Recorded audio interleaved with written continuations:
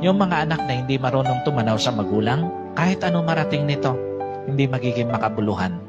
Kahit sinasabi natin na hindi naman obligasyon ng mga anak ang magulang, yes! Pero ang sabi ng Panginoon, honor your parent.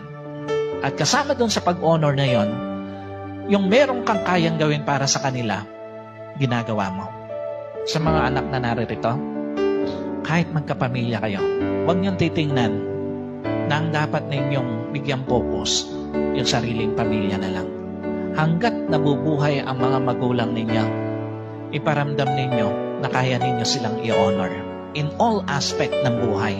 Huwag kayong iiyak sa kanilang libing dahil marami kayong regrets. No, that is hypocrisy.